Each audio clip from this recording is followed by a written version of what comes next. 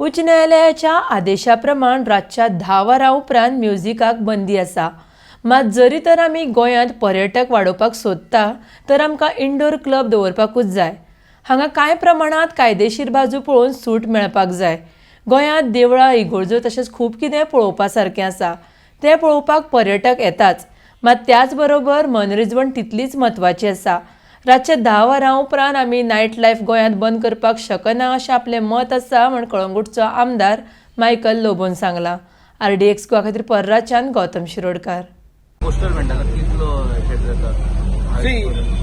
हायकोर्टाच्या ऑर्डरी प्रमाणे 10 उपरांत म्युझिक अलाउड ना।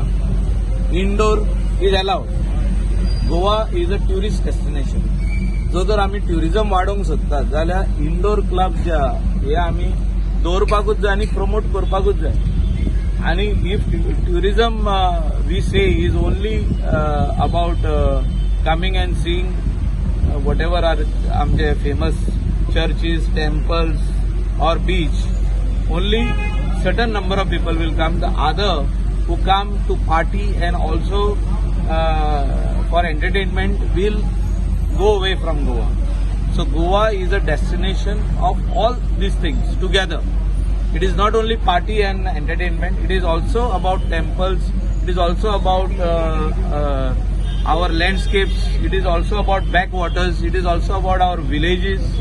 It is also about rural Goa and also entertainment which is there happening in the coastal belt and other places like Penjim and others.